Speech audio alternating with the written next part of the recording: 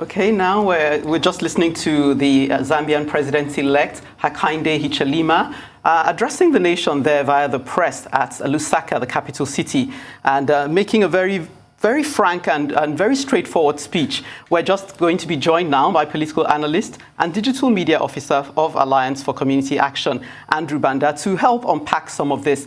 Good to have you join us from Lusaka, Andrew.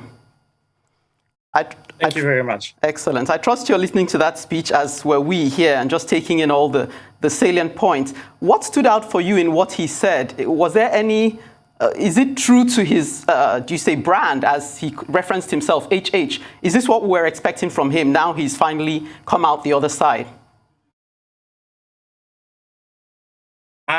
Yes, I hope you can get me and it's not breaking. Yes, he's being true to his brand, I think. So what the president, I think, is doing differently from what we've seen is that he's using language and rhetoric which is uniting the people. He's not trying to divide anyone else, which is a fresh of breath air, really, from what we've experienced in the past. In the past, we've had statements where you'd want to divide the nations between regions, between tribes and all that. So from his speech, I think the biggest thing which I could pick out is that it's a really unifying speech, which is meant to bring us together rather than divide us. In the striking notes of peace and unity as well as humility, it says, "I'll be the servant of all, not just those who voted for me." But let me ask you, in the last half hour or so, there have been reports of incumbent and outgoing President Edgar Lungu conceding defeat. What more do we know about that? Is he likely to attend the inauguration? And this olive branch that has been extended to him, is he likely to accept it? I wouldn't expect him to accept it, going by how he's, I think, treated the country and treated the young people especially.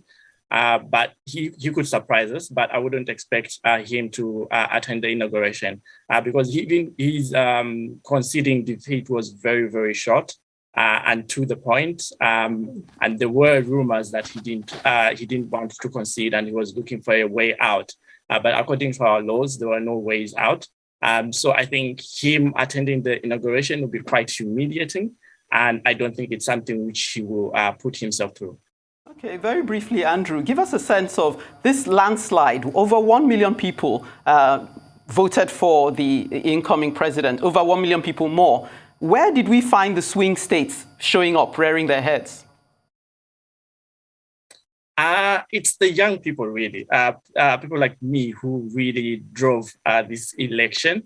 I think it's something which I have been talking about with my friends a lot. I think the ruling party really, really misunderstood the environment, the young, because they've been curtailing freedom of information, freedom of expression for quite a while. So they were not getting accurate figures.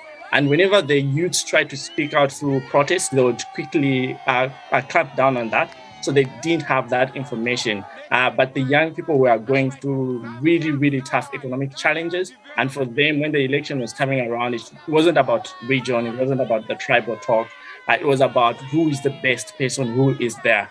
So the young people were, in this election, the young people were over 60% who were voting. And you could see they're the ones really who switched the states, because as we can tell from the last election, most of the young people who are supporting Hakainde Hichilema were on Facebook.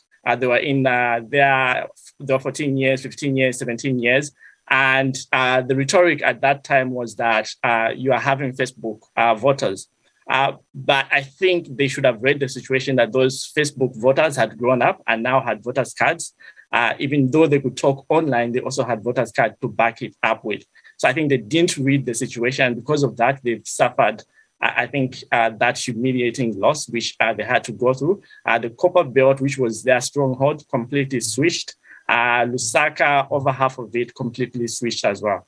Young people walking the talk. Congratulations, an excited voter you are, and an excited Zambian. Congratulations. The president-elect says it's a new day and a new beginning for Zambia. Time will tell. Congratulations once more, and thank you for being on Newsday. you.